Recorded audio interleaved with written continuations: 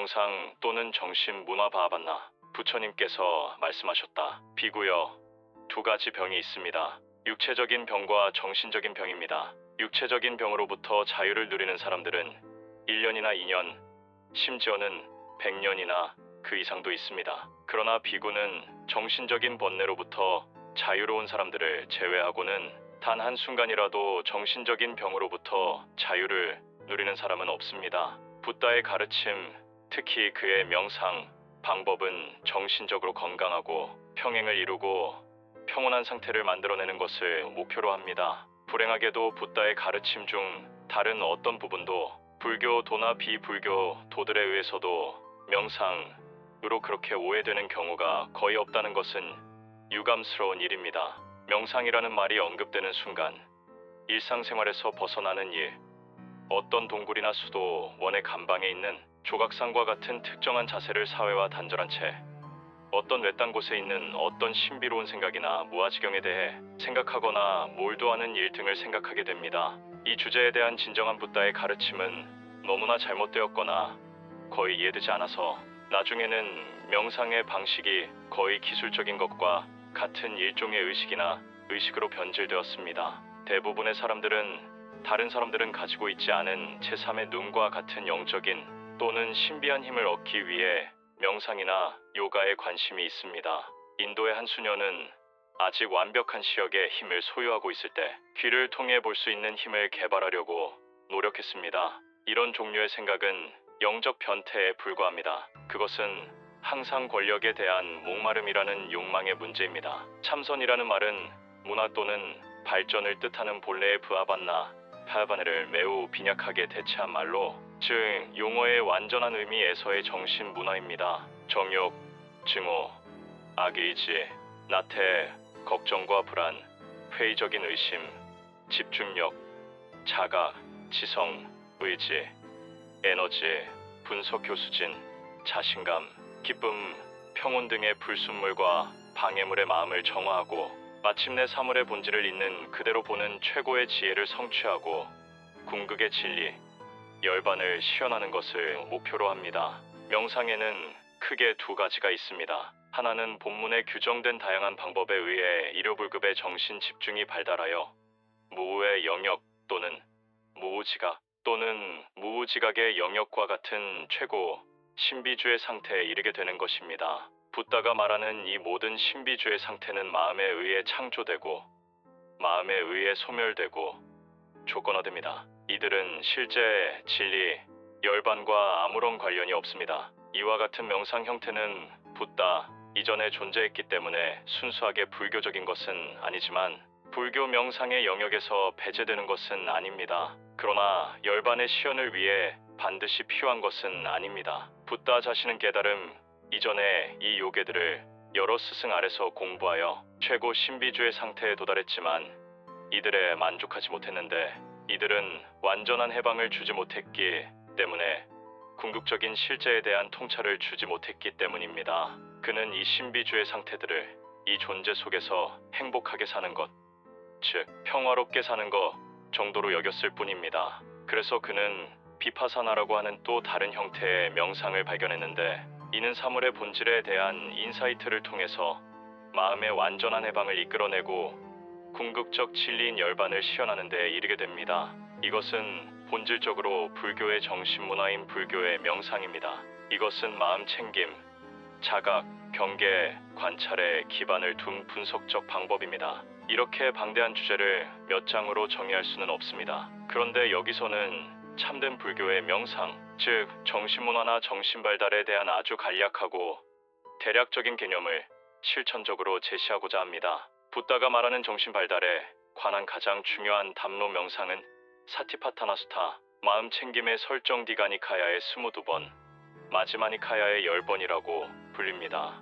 이 담로는 전통적으로 매우 존경을 받아서 불교 수도원뿐만 아니라 가족 구성원들이 둘러앉아 깊은 정성으로 듣고 있는 불교의 집에서도 정기적으로 암송됩니다. 비구들은 임종을 앞둔 사람의 침대 옆에서 이 경전을 암송하며 정화하는 것이 매우 자주 활용됩니다. 이 담론에서 제시하는 명상의 방식은 삶과 단절되지 않고 삶을 회피하지도 않으며 반대로 우리의 삶, 우리의 일상 활동, 우리의 애환과 기쁨, 우리의 말과 생각, 우리의 도덕적, 지적 직업과 모두 연결되어 있습니다. 담화는 크게 네 부분으로 나뉘는데 첫 번째 부분은 우리의 몸을 다루고 두 번째 부분은 우리의 느낌과 감각을 다루고 세 번째 부분은 마음을 다루고 네 번째 부분은 다양한 도덕적, 지적 주제를 다루고 있습니다. 명상의 형태가 무엇이든 간에 본질적인 것은 마음, 챙김이나 자각,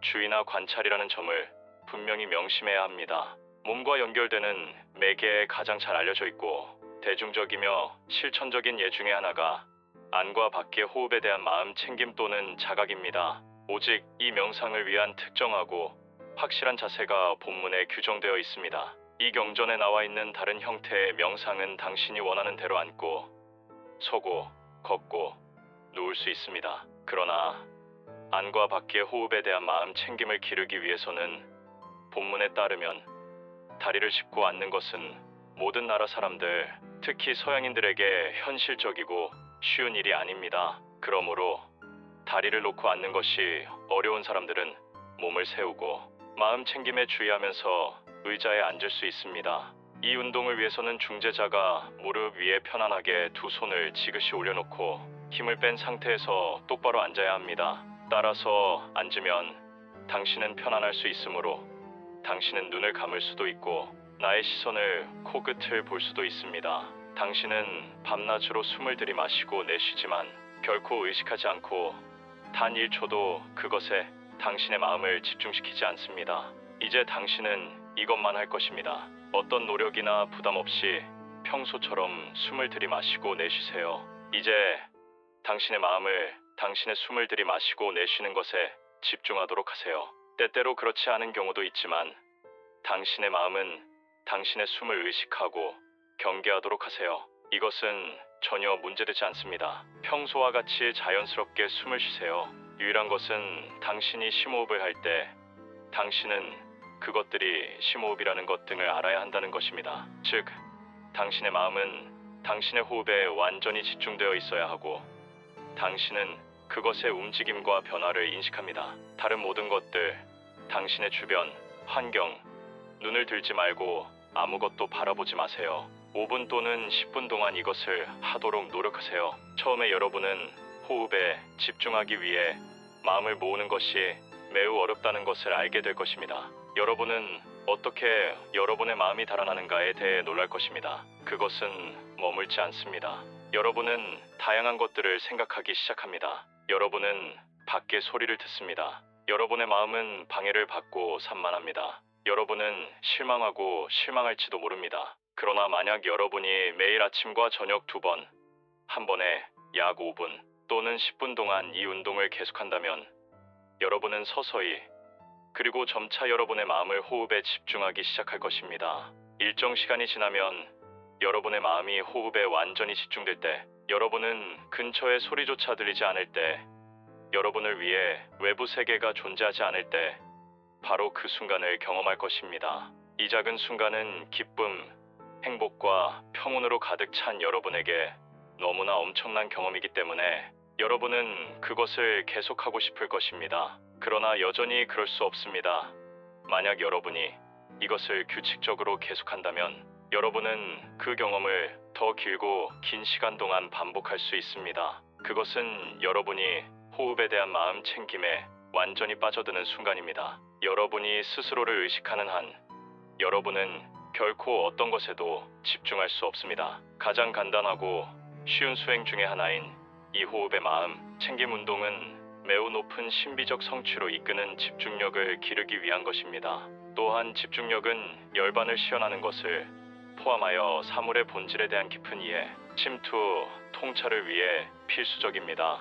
이 모든 것과는 별개로 이 호흡 운동은 즉각적인 결과를 가져다 줍니다. 휴식과 숙면, 그리고 일상 업무의 효율성을 위해 신체 건강에 좋습니다. 그것은 여러분을 차분하고 평온하게 만듭니다. 여러분이 긴장하거나 흥분할 때에도 이것을 몇 분만 연습하면 여러분은 즉시 조용해지고 평화로워지는 것을 직접 볼 수 있을 것입니다.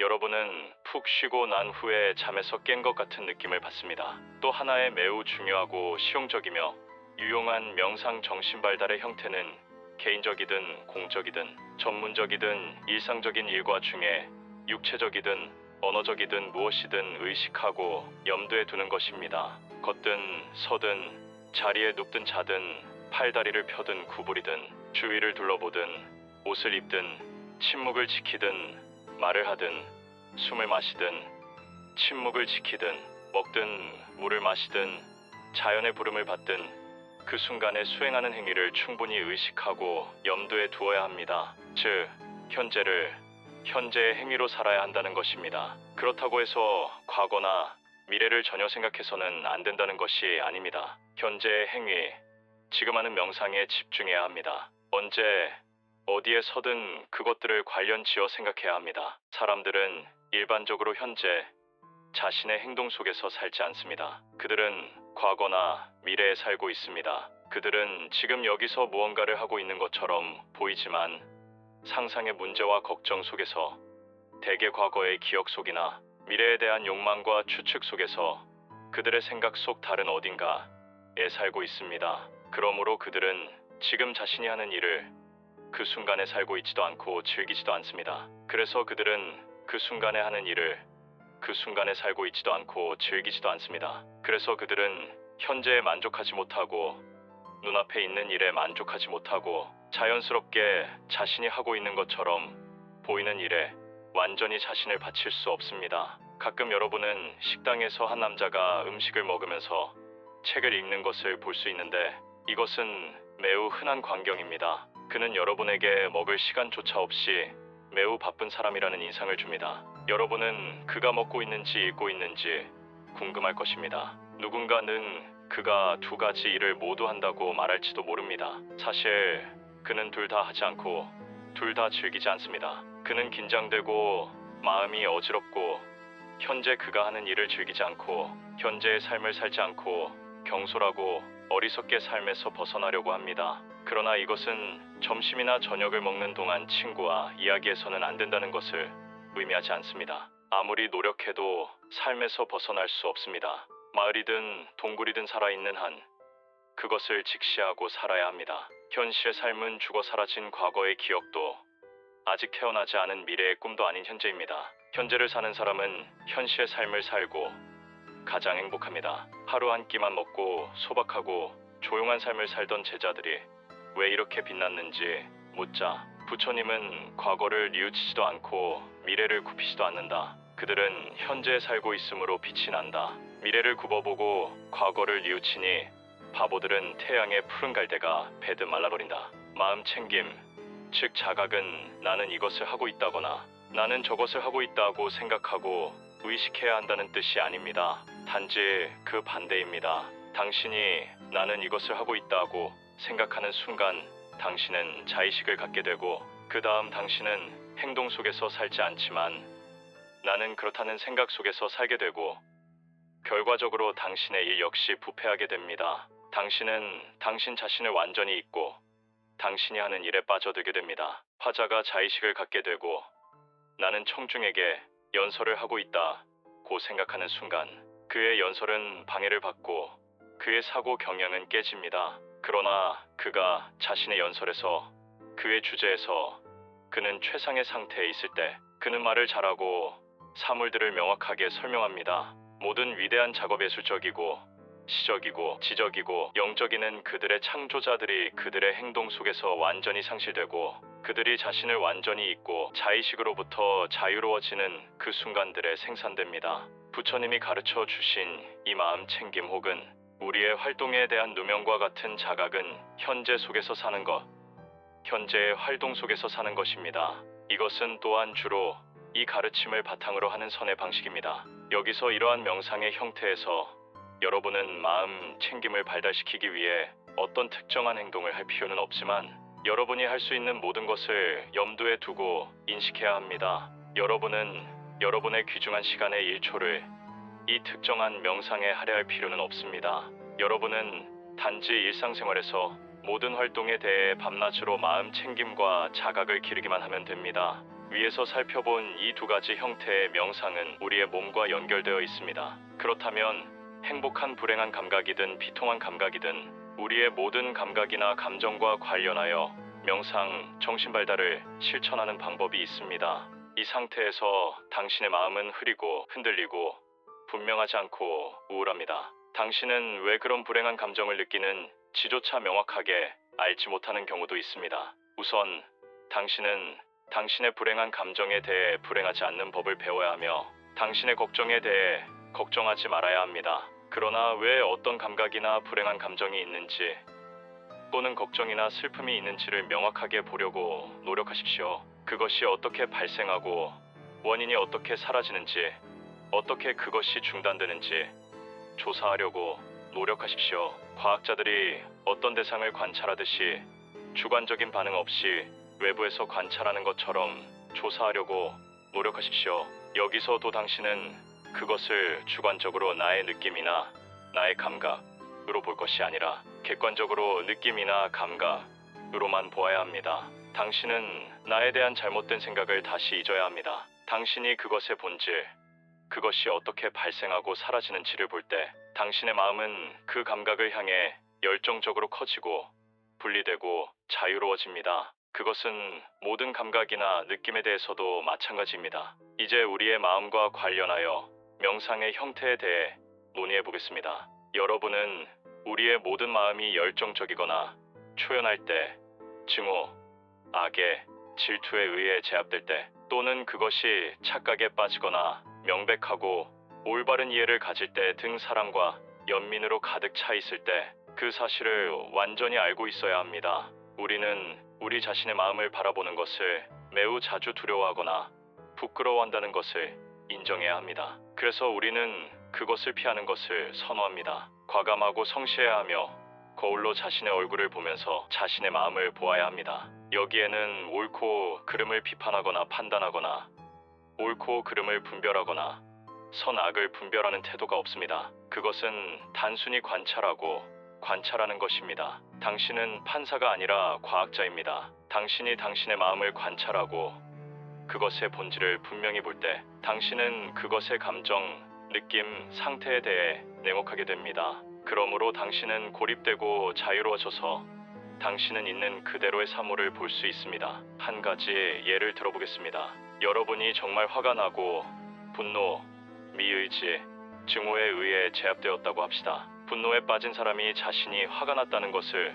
의식하지 않고 실제로 인지하지 못하고 있다는 것은 궁금하고 역설적입니다. 그가 그의 마음의 상태를 자각하고 의식하는 순간, 마치 자신의 분노를 보는 순간, 그것이 부끄럽고 부끄러워지며 가라앉기 시작합니다. 여러분은 그것의 본질, 그것이 어떻게 생겨나고 어떻게 사라지는지를 검토해야 합니다. 여기서 다시 여러분은 나는 화가 났다, 나의 분노를 생각해서는 안 된다는 것을 기억해야 합니다. 여러분은 오직 분노한 마음의 상태를 의식해야 합니다. 여러분은 단지 객관적으로 분노한 마음을 관찰하고 조사하고 있을 뿐입니다. 이것은 모든 감정, 마음의 상태에 대한 태도여야 합니다. 그렇다면 윤리적이고 영적이며 지적인 주제에 대한 명상의 형식이 있습니다. 이 명상에는 그러한 주제에 대한 우리의 모든 학문, 독서, 토론, 대화와 숙고가 포함되어 있습니다. 이 책을 읽고 그 안에서 논의되는 주제에 대해 깊이 생각하는 것이 명상의 한 형태입니다. 우리는 앞서 케마카와 승려 집단의 대화가 열반을 시연하는 명상의 한 형태였음을 살펴보았습니다. 따라서 이러한 명상의 형태에 따라 5가지 장애를 연구하고 생각하고 숙고할 수 있으며 그것은 다음과 같습니다. 1. 욕정 욕구. 2. 악의 증오 또는 분노. 3. 토포와 랭귀지. 4. 불안과 걱정. 5. 회의적인 의심. 사실 이 5가지는 어떤 종류의 명확한 이해를 방해하는 것으로 여겨집니다. 어떤 사람이 그들의 의에 제압되었을 때, 그리고 그것들을 제거하는 방법을 알지 못할 때 사람은 옳고 그름 또는 좋고 나쁨을 이해할 수 없습니다. 깨달음의 7가지 요소에 대해서도 명상할 수 있습니다. 그것들은 다음과 같습니다. 1. 마음 챙김. 즉 위에서 논의한 바와 같이 신체적, 정신적으로 모든 활동과 움직임을 의식하고 염두에 두는 것입니다. 이 교리의 다양한 문제를 조사하고 연구합니다. 여기에는 우리의 종교적, 윤리적, 철학적 연구, 독서, 토론, 대화, 심지어 그러한 교리적 주제와 관련된 강의에 참석하는 모든 것이 포함됩니다. 3. 에너지, 끝까지 투지를 가지고 일하는 것. 4. 기쁨, 비관적이고 우울하거나 우울한 마음의 태도와는 정반대의 자질. 5. 몸과 마음의 이완 신체적으로나 정신적으로 경직되어서는 안 됩니다. 6. 집중력, 위에서 살펴본 바와 같이 7. 평등, 즉 마음의 평온, 평안, 방해 없이 모든 역경 속에서 삶을 마주할 수 있는 것. 진정한 소망, 의지 또는 성향은 이러한 자질을 함양하는 데 가장 중요한 것입니다. 본문에는 그 밖에도 각 자질을 개발하는 데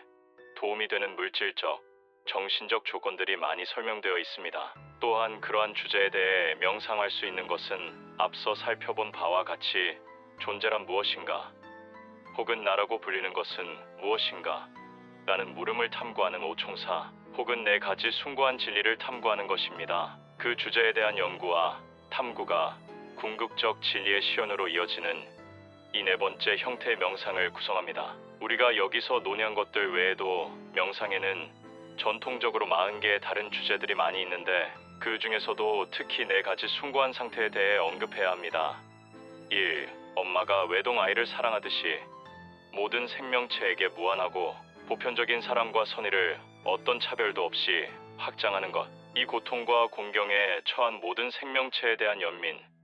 3. 다른 사람들의 성공에 대한 동정적인 기쁨, 복지와 행복. 그리고 4. 삶의 모든 역경에 대한 평등.